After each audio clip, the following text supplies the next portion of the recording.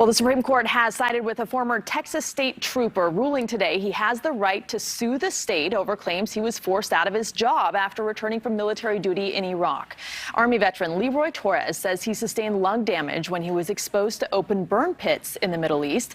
That damage, he said, made him unable to resume working as a trooper once he returned to Texas. So he asked for another position working for the state of Texas, but the state refused. He eventually resigned and sued the state, with the case making its way all the way to the Supreme Court.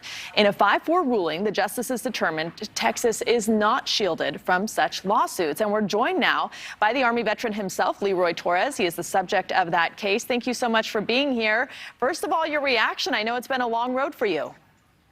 Yes, and thank you for having me on this afternoon. I'm just beyond thrilled and just grateful that the Supreme Court agreed with our position and upheld, the rights of service members like myself, to sue state employers. You have countless veterans that come from overseas with limitations, and we shouldn't have that fear of coming back and concerned about perhaps our civilian jobs being compromised because of limitations that we have, that we battle, especially following this 20-year war.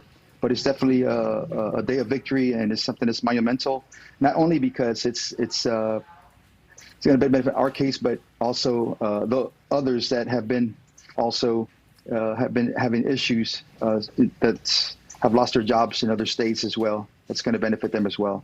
Yeah, and what made you pursue this all the way to the Supreme Court? I know it couldn't have been easy. It has definitely been a challenge. It's been over a 5-year battle, but because of the tremendous loss that not only myself have incurred, but along with my family, but of the countless others veterans that have struggled with having, from delay and denial issues, from medical issues, but also those service members, those citizen soldiers that have served their nation and come back, and then it's a questionable issue if they're facing their jobs. But this is how I have been kept me motivated to continue the fight, and it has been definitely over a decade of the delay and denial issue. But this is what also led on my civilian job to trying to bring justice to the issue, because I know that I'm not the only one. Wow, you think about 10 years of your life and everything that's probably transpired in that time. What was the journey like for you to lose the job you loved because of a condition you got while serving our country in a dangerous overseas war?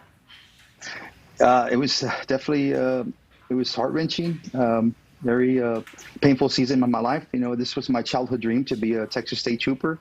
And it's something that always inspired me to be a state trooper and go into war. I mean, it was the last thing on my mind.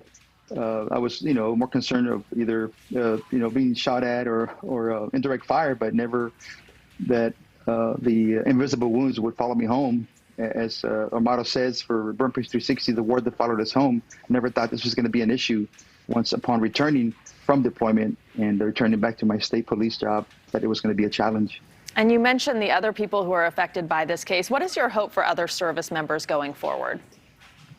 My hope for other service members is that they will not be in fear of them being deployed or going to serve their nation on active duty status and then returning perhaps with limitations due to an illness or an injury.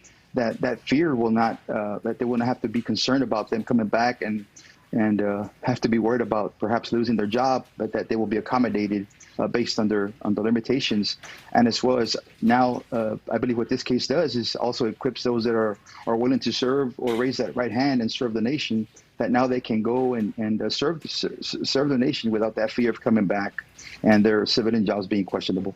And the dissenting justices in this case have said the states basically have the right to handle issues as they see fit. What is your response to that?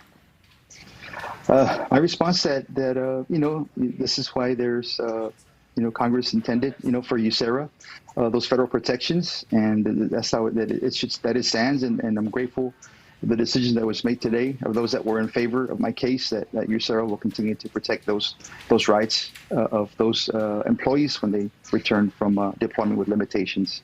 So what's next for you? Where do you go from here? Well, now we. My case now comes back to Texas and to argue the merits of the case. But that's another chapter in our life. But we remain hopeful also for another victory as well. Well, Leroy Torres, thank you for your service and thank you for speaking with us tonight. Most welcome. Thank you for having me. Thank you for watching. Go to newsnationnow.com to find News Nation on your television provider. And don't forget to click the red subscribe button below to get more of News Nation's fact-driven, unbiased coverage.